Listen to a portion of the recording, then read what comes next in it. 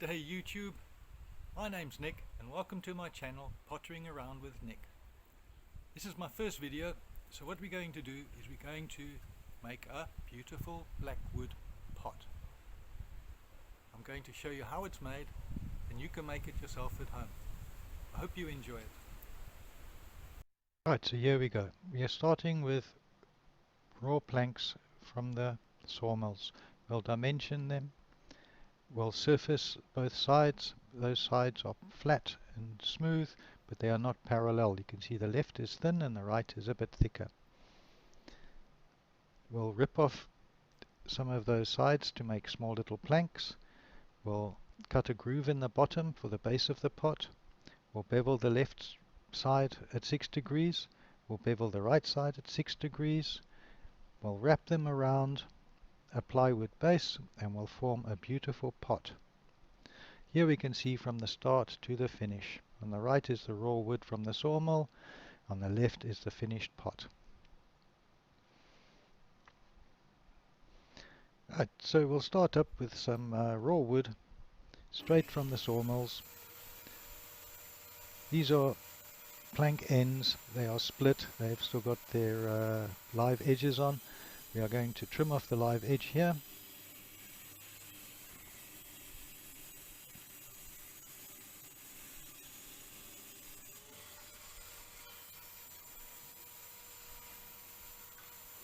This particular piece is very well cupped and we are going to just trim it on the split down the middle of it.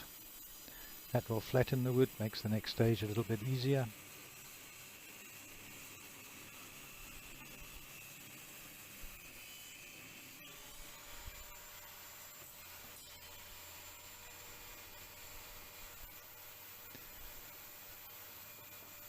We'll take the live edge off on the other side. The live edge is the piece just under the bark, so it sort of still looks a bit like bark, I suppose. But we don't need that in a nice wooden beautiful pot. Firewood on the left and the good pieces on the right. Next we'll cut them to length. So this is a cross cut. We are cutting across the grain and we're going to cut it to about, in this case, 150 millimeter. This will give us the height of the pot.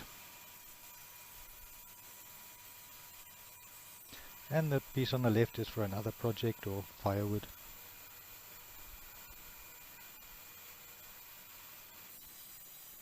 Oh, I hope we're going to miss that knot. It's going to be close. Yeah, yes, perfect. Firewood and for processing.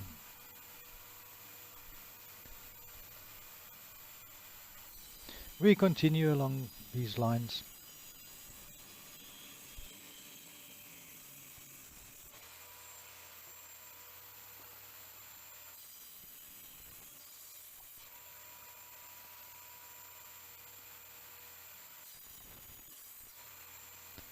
Okay, so that makes us ready for the next stage. Here we're going to flatten the two pieces, the two faces of the wood. They're going to be flat, but they're going to be at an angle. Here's a rest where the sled will fit on, and it's at about 40 millimeter. The other rest on the other side is about 25 millimeter, maybe a little more than 25. And the distance between the two is about 380, let's call it 385 millimeter. So we've got a difference of about 15 millimeter in height over a distance of 385 millimeter. Clever guys could work that all out, work out the exact angle. But this is going to give us the tilt of the pot.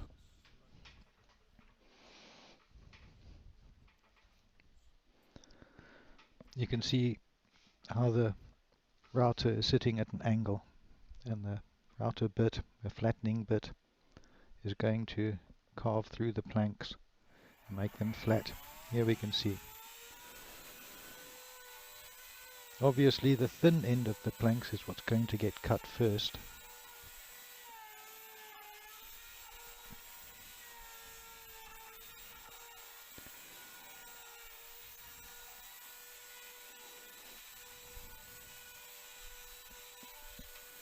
We're going to drop the router bit a little bit, and you can see how it's moving further back away from the camera, the actual cut. This is by far the noisiest part of the task. You really need earmuffs for this task.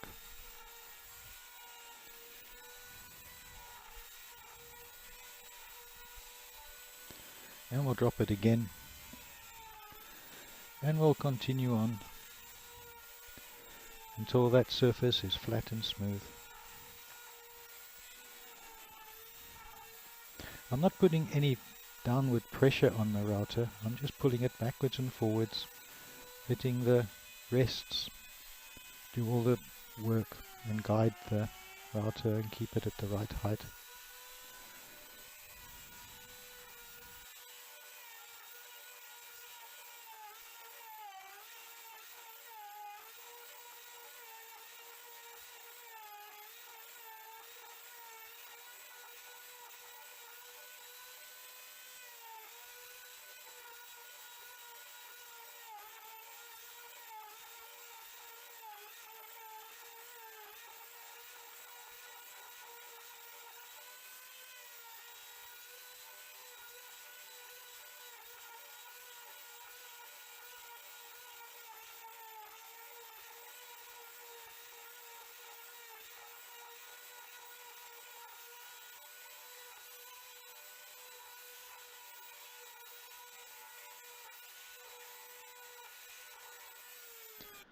Alright, with all that routering done, we've made a huge mess, so we get the old vacuum cleaner and we clean up a little bit.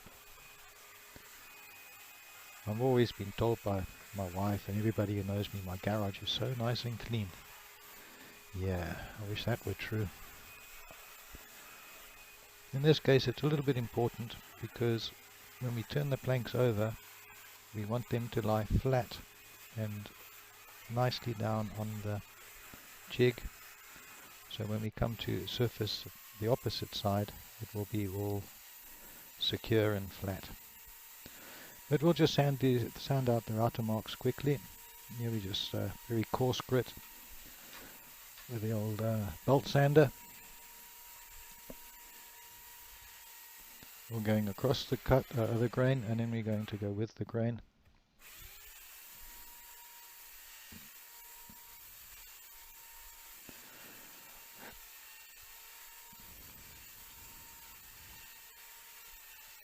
There we go, nice and smooth. You can start to see the beauty of the wood coming through now. We'll take them out. We'll clean up again.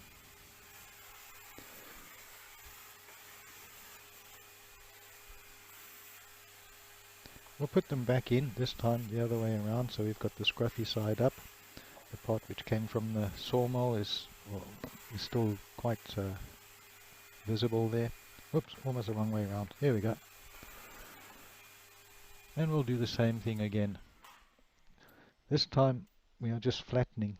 The angle is already in the wood, but this side we just need to make it flat.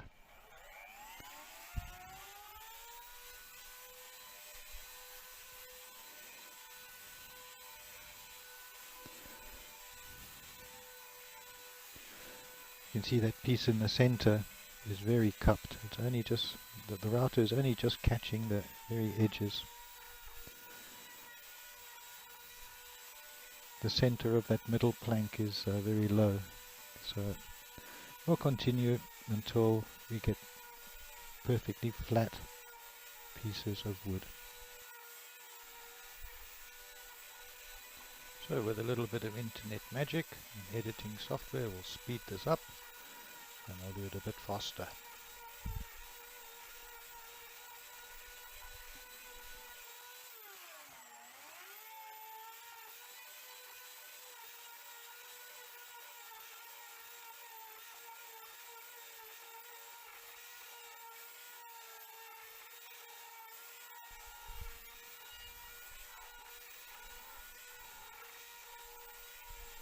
Alright, here we go. We've got perfectly flat and smooth surfaces.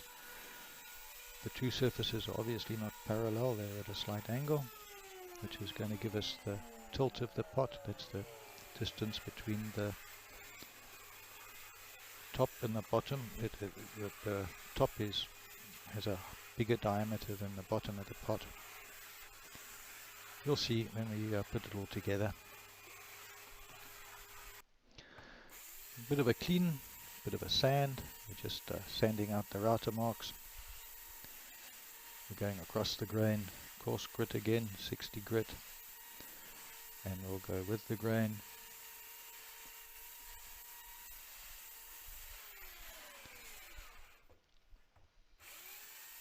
And we'll have beautiful surfaced planks of wood.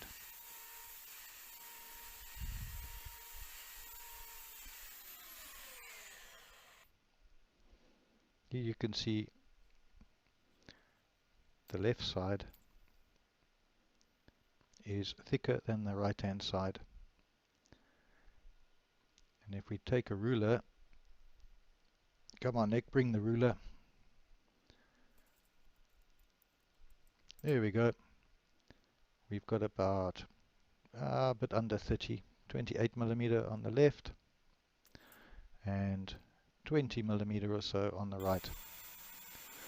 Now we are going to make them about a ½ inch thick. So we take in those wedged pieces of wood, if you like to call it a wedged piece, and we're going to rip them into some 13 millimeter, ½ inch thick. A very tough wood, this black wood. So it goes quite slowly, you can't really cut through it very fast.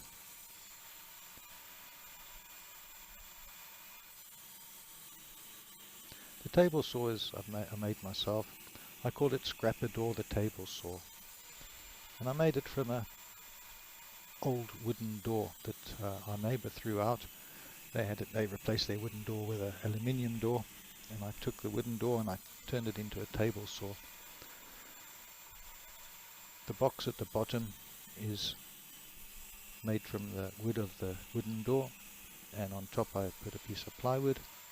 I mounted a circular saw into the piece of plywood, and that's all it is. Very cost effective. It works pretty well. We'll need 30 pieces of wood to make a pot. Yeah, if you're going to make a pot, cut some more, because there will always be some reject pieces of wood. We'll have to, when we get to the end, we'll see that you'll need some extra pieces.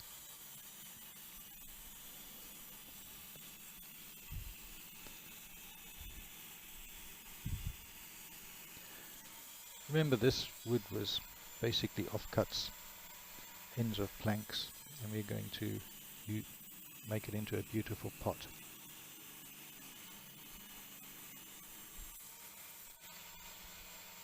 That's a fire piece because the edge against the fence was still very rough.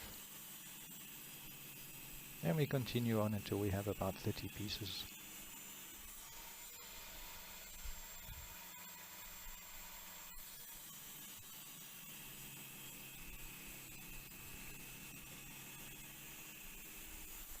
Gotta watch the fingers on this next one. Gonna get pretty close. There we go, that should be alright.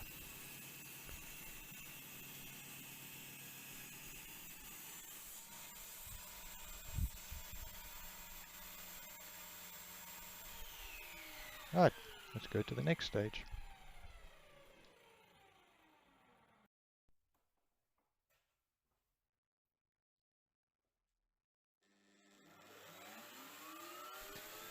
Okay, so I've got a 9mm router bit mounted in my router. The router is still on its sled, but the sled is now mounted into the table saw box. And we are cutting the groove for the base of the pot.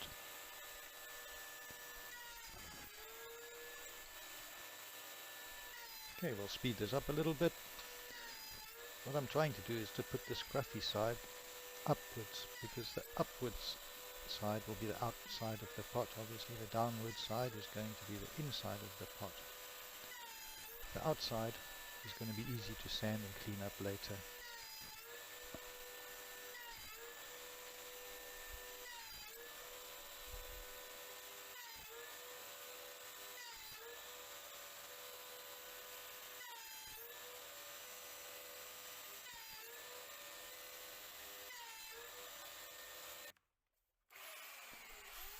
I've put all the pieces back into my little jig over here, and we are just sanding down the inside of the pot. You know it's the inside because it's the sides with all the little slots in for the base of the pot.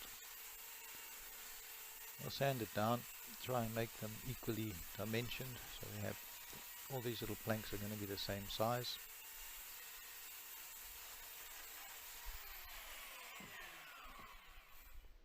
And we'll turn them around and we'll do the same on the other side.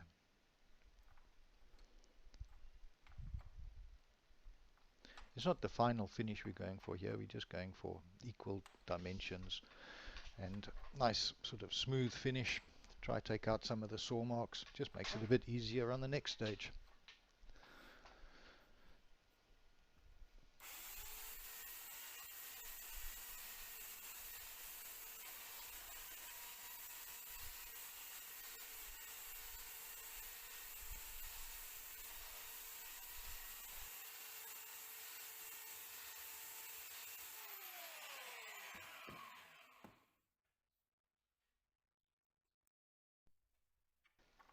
Right, here we go, the next stage, and that is to put a small angle of 6 degrees into each little plank. Here we're putting it into the one side of the plank.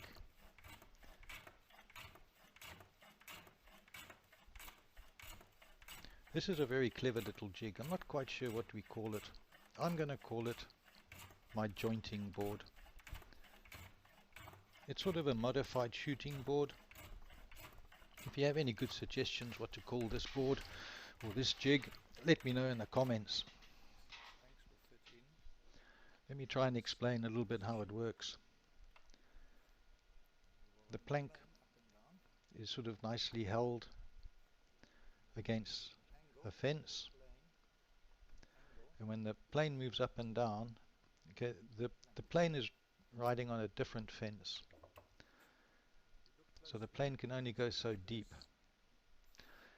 The plank is riding against this fence. The plane is riding against this fence.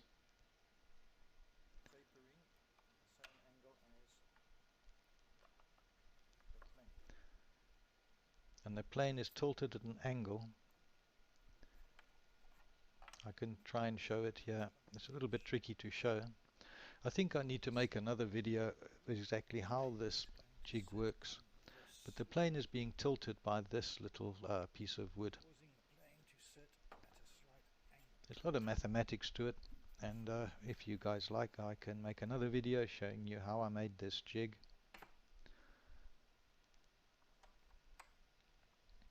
But we put the plank in, where you just rub up and down, keeping it against the fence.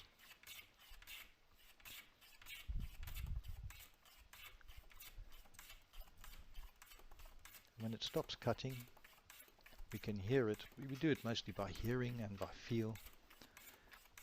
And you'll, when it stops cutting, you'll know about it, and then you know that you've got your right angle in the plank, and you have a nice flat 6-degree angle in the plank. Here comes the next one.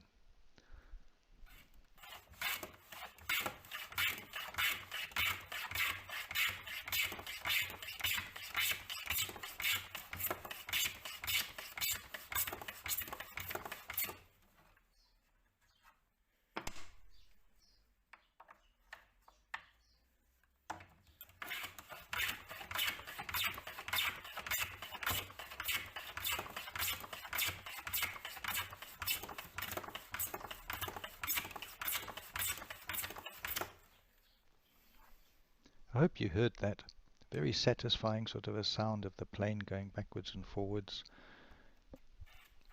It starts off with quite a deep sound, and as we get to the end of the plank it becomes rather squeaky and a more high-pitched sort of a sound.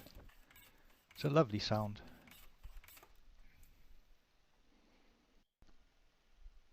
So that's the one side done. Let's do the other side. This jig is a mirror image of the previous jig. Just had to set the plane up a little bit. If you're interested in the plane, which is just a handmade wooden plane, I've used blackwood as well, let me know in the comments and maybe I can make a video about how to make a wooden plane. very labor intensive part of the job. You start off with nice strong armies at the beginning of the task of cutting 30-35 planks, and you end up with soft, gentle, floppy little puppies.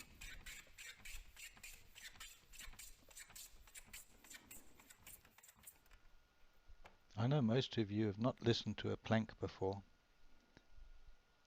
Maybe this is your first time of listening to a plank. Take a listen to this. It's beautiful.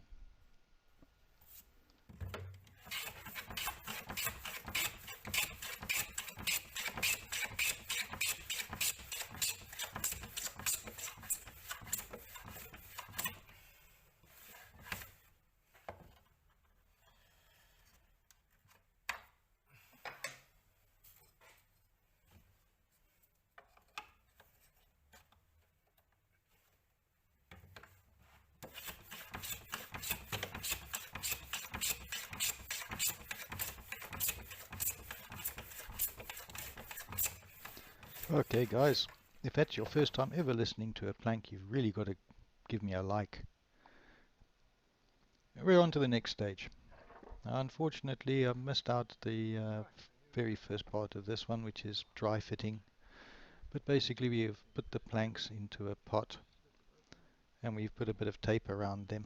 We put in enough planks that all the joints are nice and tight. We sort of, if you've got a 12-degree angle, or a 6-degree the one side, 6-degree the other side, a 12-degree, we should have 30 planks because 12 times 30 is 360, and there's 360 degrees in a circle. But if you're 28 or 31, it doesn't really matter. We just add planks until we've got a nice round shape. Here we've opened it up and we are putting the glue into the joints. A little bit like icing a cake.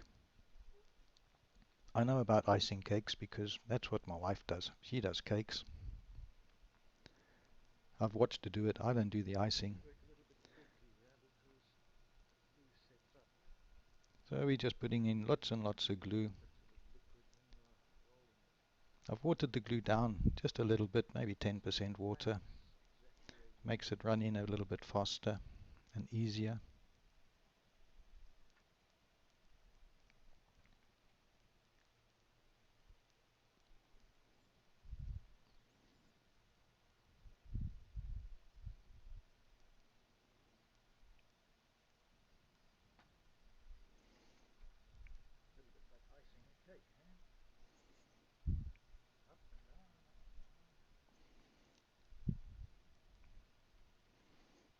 And don't forget the end plank. You forget the end plank and you've got to unroll it all again, and it's very messy. I'll put some glue in the slot as well. Here's our plywood base. We're just going to try and pick up some of the glue that we messed all over on the bits of paper there. Try and have less mess. This is a very messy job, by far the messiest job. Your hands get full of glue and it's all very sticky. But very satisfying part of the job as well. And here we go. We are rolling it around the base of the pot. And here's where the magic happens. Look at that.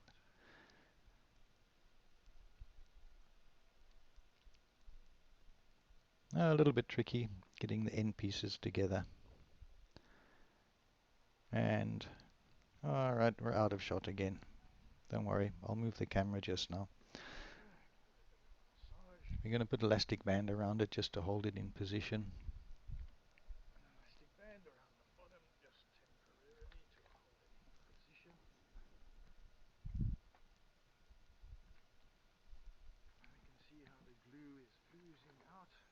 Alright, let's see.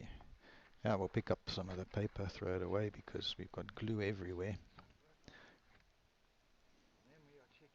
There we go. Ah, we got that camera angle a bit better.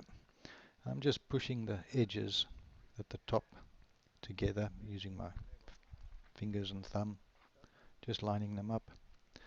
We'll put some insulation tape. This is electrical insulation tape.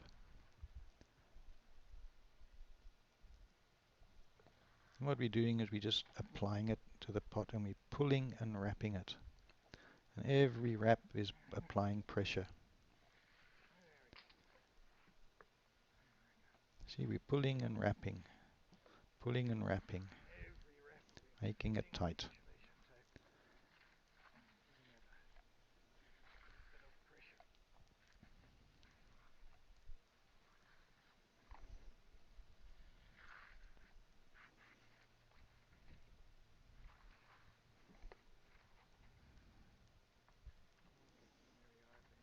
Oh well, that's the end of that roll.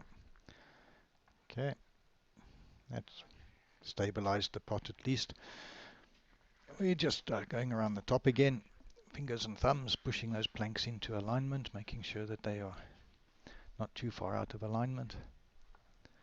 If your angles are all correct, it should naturally just fall into place. But a little bit of finger and thumb adjustment helps.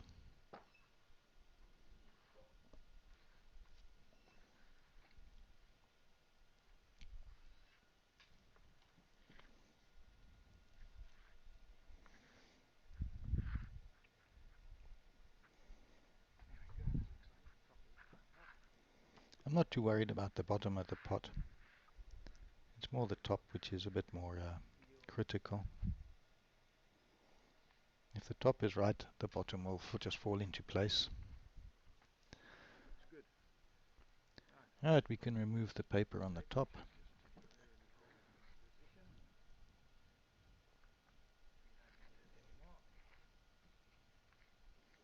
Yep, sticky fingers everywhere.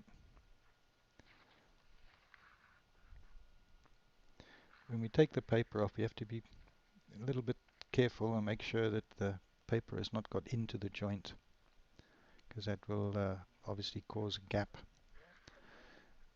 There you go. You see on the top we always use white insulation tape.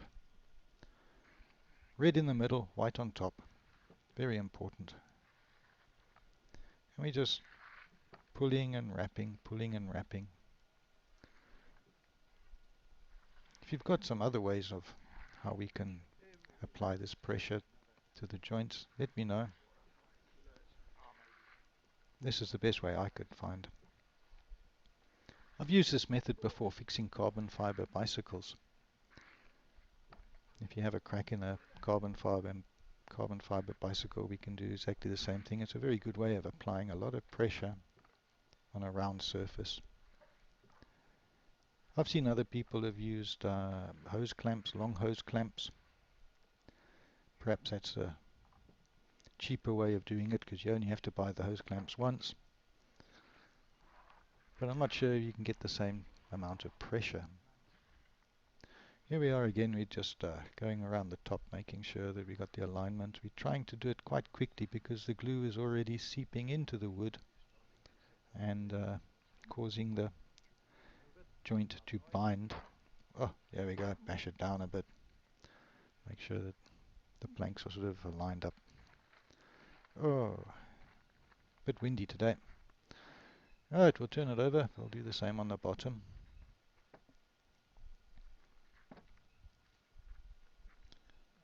Let's get rid of that elastic band. We'll remove the paper. There we go.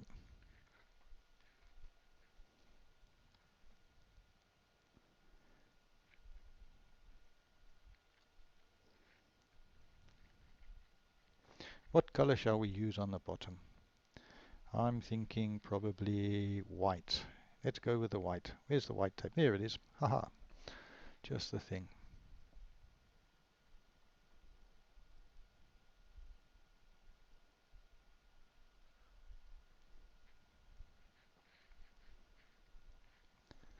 Same process. Pulling it and wrapping. Applying pressure all the time.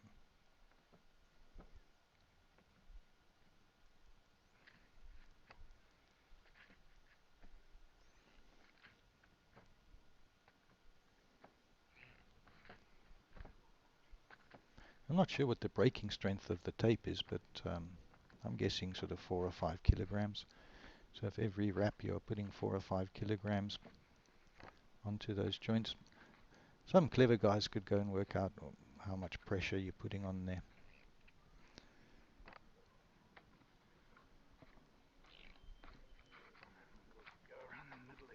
Yeah, let's just sort out the middle a bit.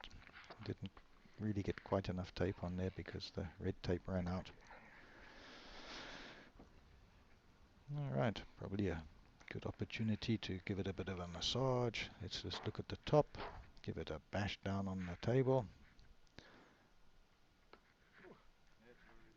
Yeah, let's just make sure they're all lined up at the top again.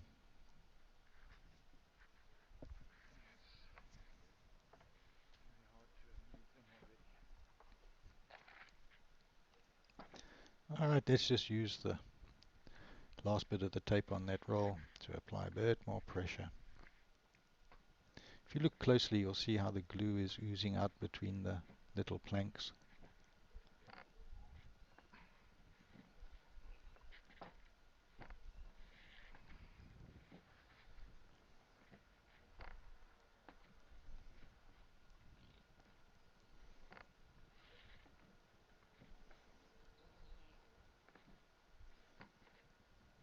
Oh, that's the end of that roll. There we go.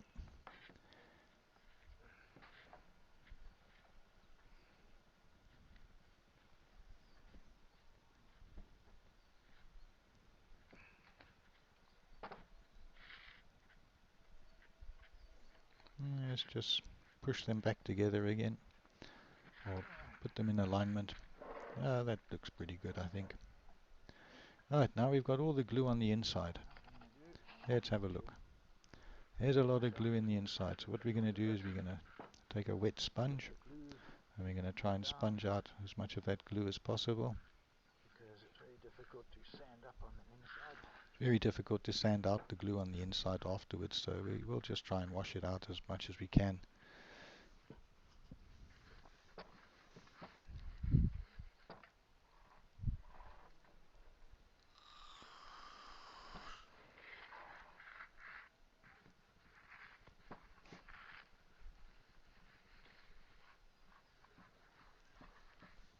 Right, and that's the pot basically glued up.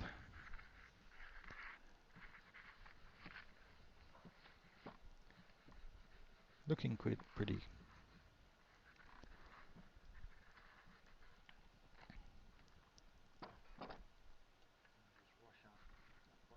I'll wipe off the glue at the bottom of the pot.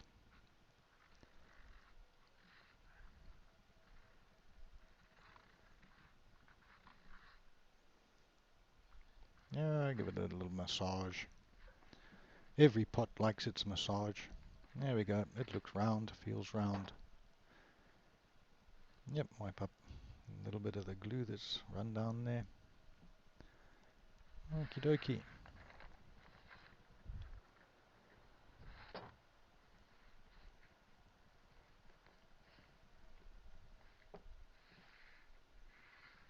Okay.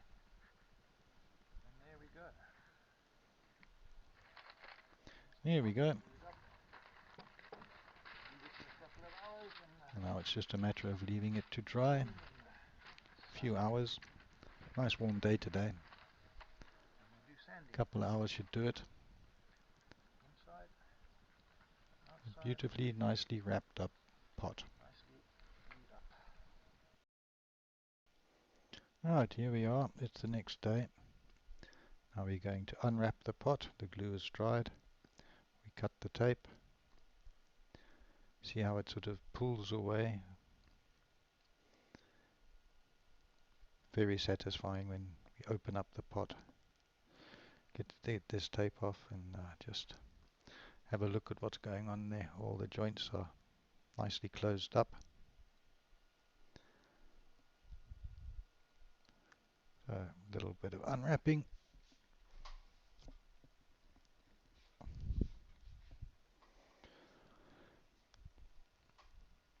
Sticky stuff, this sticky tape. Oh. Okay, roll it all up and throw it in the bin. Let's see. Excellent shot.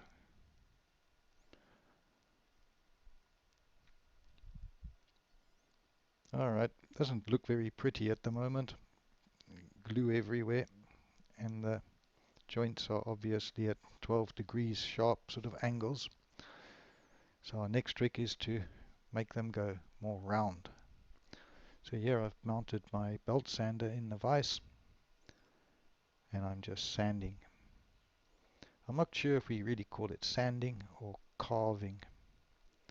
Just sort of carving with a sander. We're doing it a lot by feel. You can sort of rub the high spots, make them smooth. And we're concentrating a little bit more on the top of the pot here. The best way is like this. Once we've got it down to a little bit, we sort of got the pot diagonally across the sander, and we're just rubbing up and down, feeling the high spots, giving it a little turn every time, rubbing away the high spots. This video is getting quite long, so I don't really want to show all the sanding. That's sort of a bit boring, but you've got the idea. We're just rotating, sanding, getting the high spots down. We'll do the same on the bottom, make it sort of flatter and straighter. Judders around a little bit in the beginning because it's catching the sort of high planks, but as you get sort of deeper into it, it sort of goes smoother. We'll do the bottom, we'll do the top, we'll do all the sides. So this is the carving part of the sort of pot, it's not really the sanding. At the moment we're just using a very coarse grit again. It's the same belt as what we started with, as 60 grit. We'll sand it down, and we'll go finer and finer every time. And eventually a little bit of hand sanding at the end. We'll put some varnish on.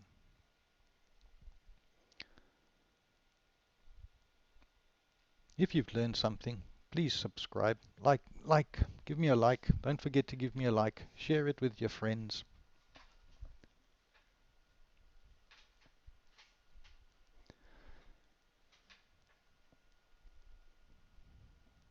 Let's see if you guys can make me into a pot star. I want to be a pot star.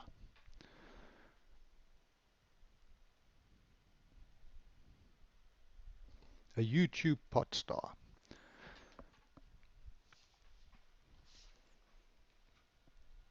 Here we go. Look at that. It's getting there. Bit of fine sanding, bit of varnish. Hey guys, I hope you enjoyed that. That was how I make wooden pots. Here's the wooden pot. Isn't it beautiful? Please subscribe. How did you get in there? Say bye-bye.